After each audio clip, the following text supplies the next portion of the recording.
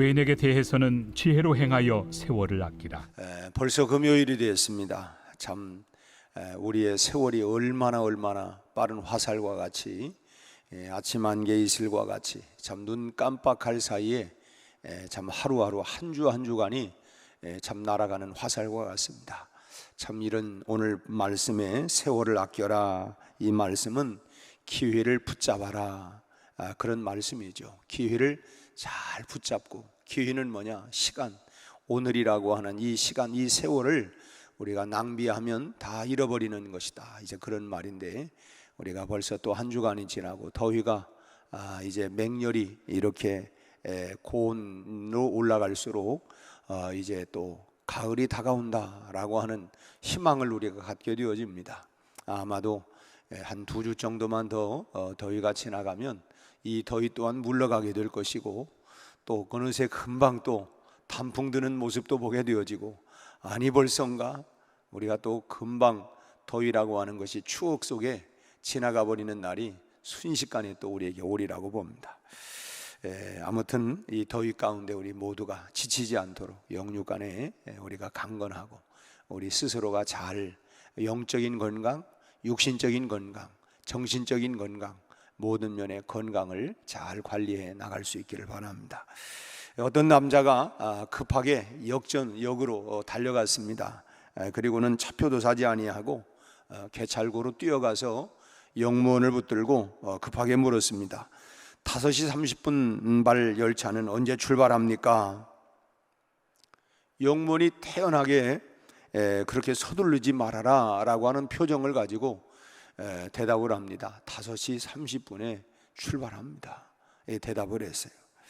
그 남자는 다시 물었습니다. 성당의 시계가 5시 57분, 그리고 시청 앞에 있는 시계는 5시 28분인데 도대체 어느 것을 믿으면 좋겠습니까?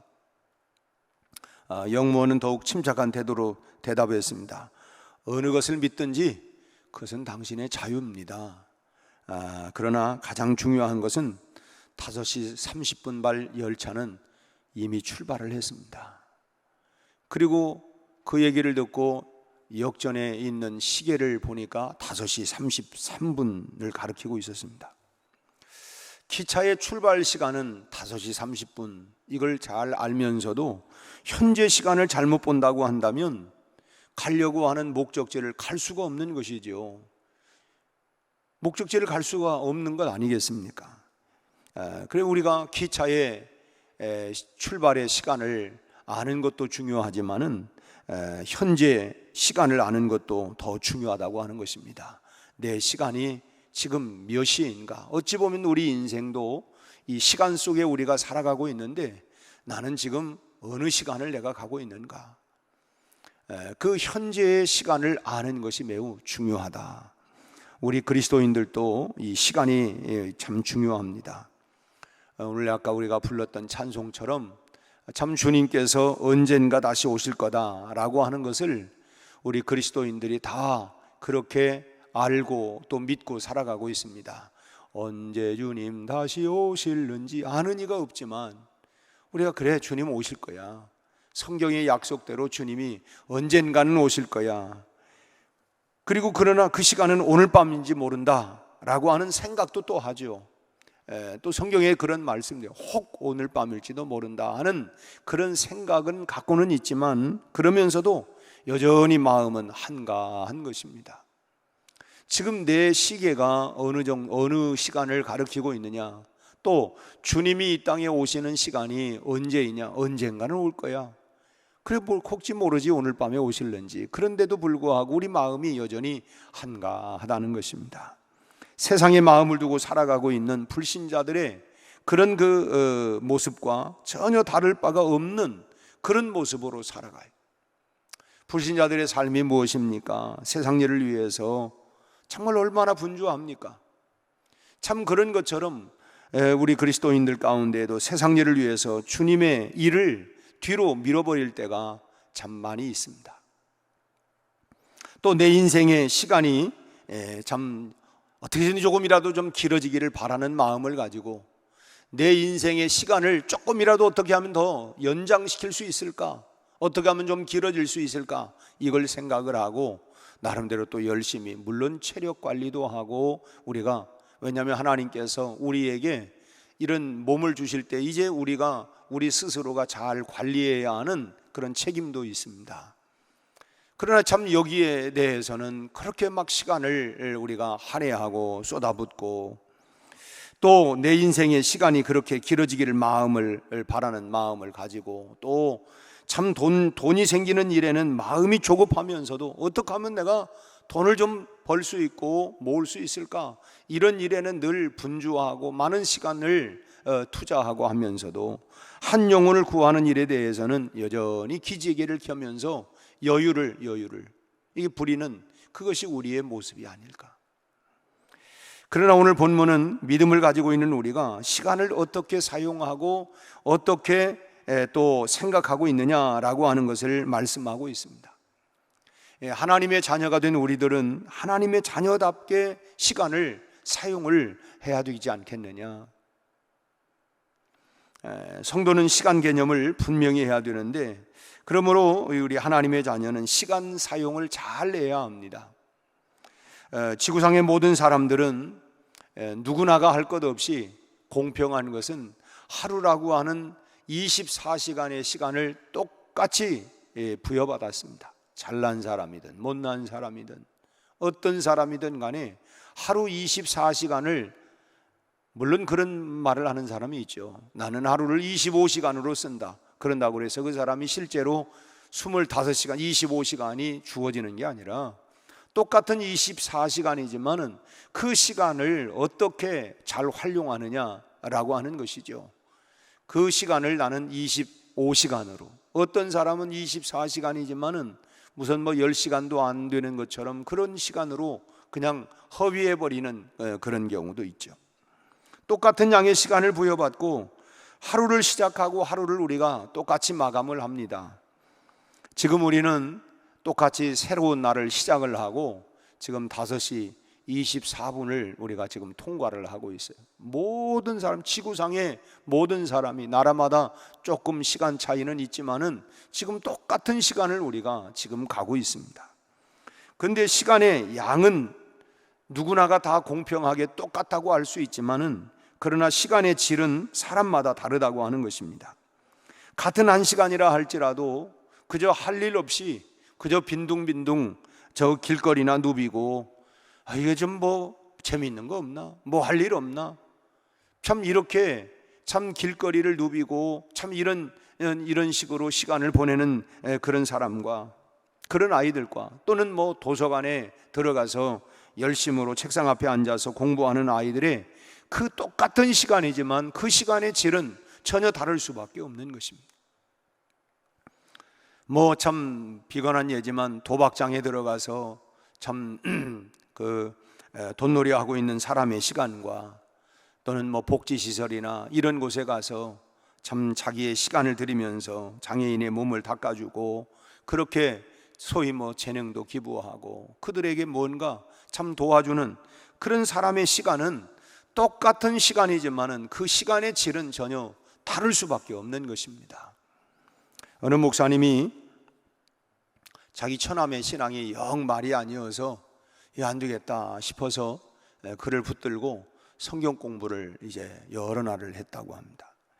다 마쳤는데도 불구하고 도무지 처남이 아무런 별 변화가 없는 거예요. 그러다가 얼마 되지 않아서 그만 교통사고가 나서 인사사고가 났습니다. 그게 잘 백방으로 노력을 했지만 잘 처리가 되지 않아서 결국은 콩밥을 먹는 신세가 되어버렸는데, 이 처남이 감옥에 들어가 가지고 참 감옥에서도 전도의 자세를 잃어버리지 않았던 사도 바울이 갑자기 생각이 나는 거예요. 이런 환경 속에서도 사도 바울이 참 복음 전도를 했구나, 그런 생각이 나면서 나도 여기서 할 일도 없는데 내가 전도라도 좀 해봐야 돼, 전도를 해야 되겠다, 그런 마음이 들더라는 거예요. 그런 마음이.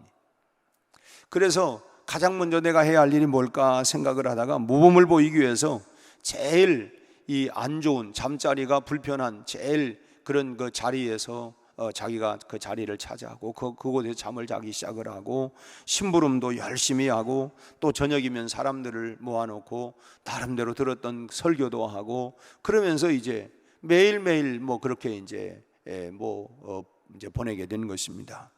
어느 날 이제 이 목사님이 처남을 면회를 갔대요. 면회를 갔더니 자기 이 출소일이 언제인가 이거에 대해서는 전혀 관심이 없고 그저 흥분된 말로 이런 얘기를 하더라는 거예요. 명, 지금까지 내가 3사람을 전도했는데 이제 앞으로 3사람만 더 전도하면 우리 그 방에 있는 모든 사람 다 전도한다고 여기에 흥분이 돼 있더라는 거예요.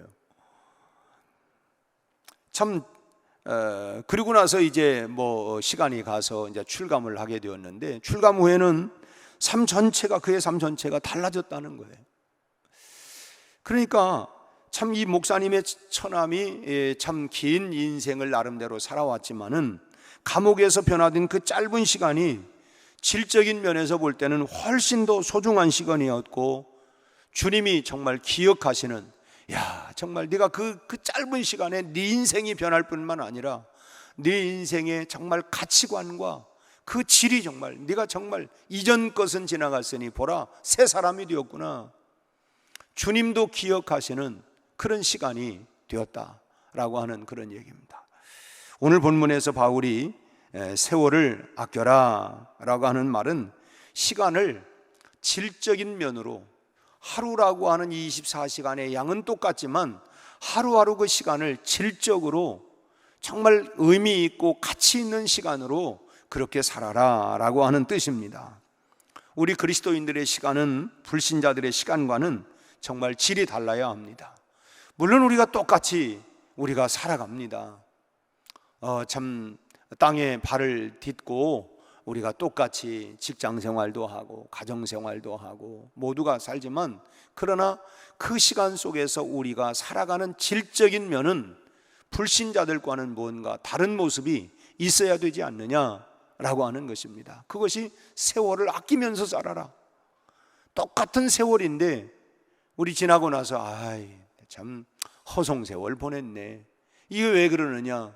정말 질적인 면에서 가치 있는 인생을 살지 못하면 내가 이렇게 살아오기는 했지만 내가 정말 가치 없는 정말 남을 만한 내세울 만한 어떤 질적인 면에서 그렇게 살지 못하면 우리 인생이 뭐냐면 허전하고 내가 참 이렇게 살아오기는 했지만 질적인 면에서 별로 의미가 없다라고 한다면 허무한 인생이 되어버리고 말지 않겠느냐 하는 것입니다. 그래서 세월을 아끼면서 살아야 된다.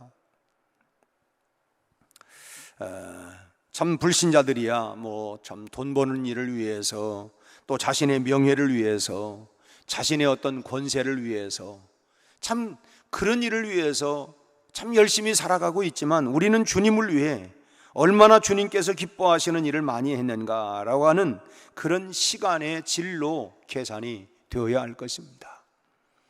그래서 그런 면에서 우리가 세월을 아끼면서 우리가 살아야 된다. 또 하나는 시간의 질은 결국은 영혼을 그 기준으로 해야 된다고 하는 것입니다. 영혼을 기준으로.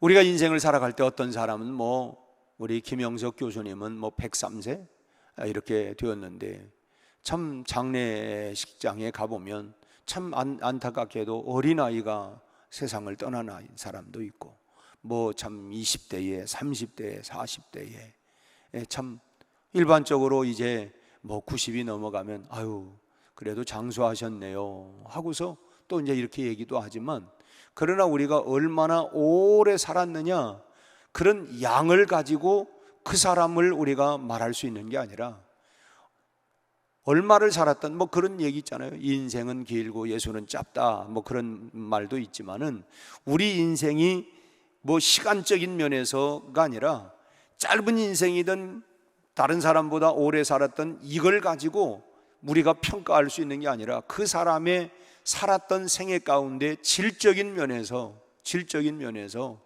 그걸 가지고 우리가 평가를 해야 된다. 기준으로 해야 된다고 하는 것입니다. 만약에 양적인 면으로 우리가 평가를 한다고 한다면 예수님은 불과 33년밖에 살지 못했어요.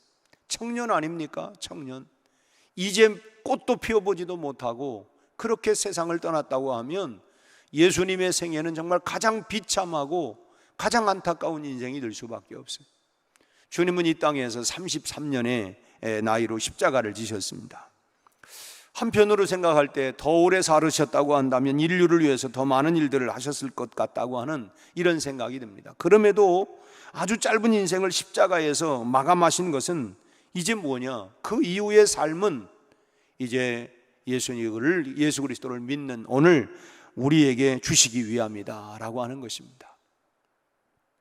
그렇기 때문에 예수를 믿고 예수님의 생명을 이어받게 된 우리들은 주님의 짧았던 인생의 뒤를 이어가는 삶으로 우리의 남은 인생을 그렇게 헌신하면서 뭐 그런 얘기 하잖아요.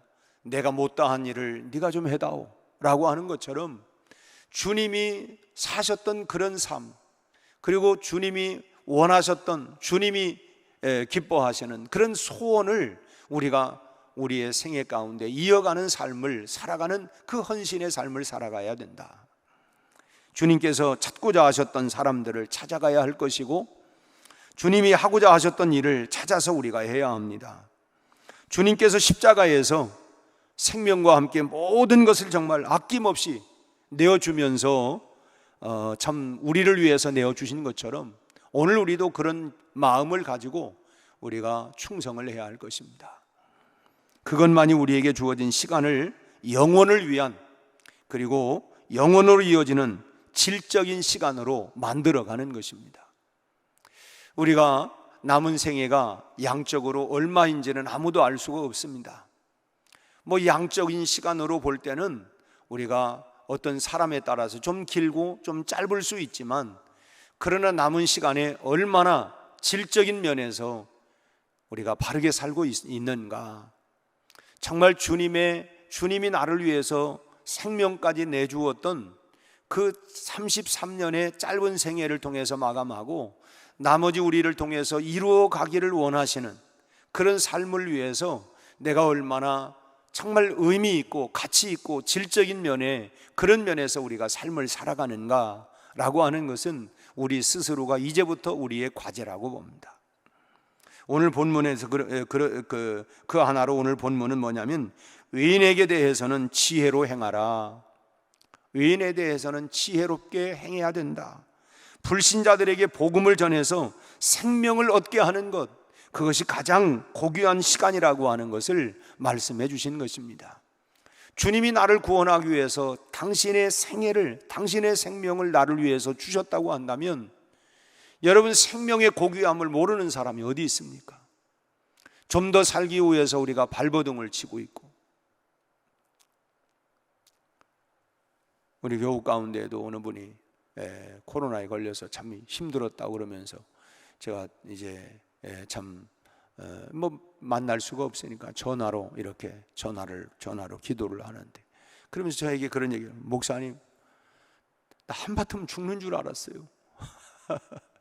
물론 그렇죠. 누가 죽기를 바라는 사람이 어디 있습니까?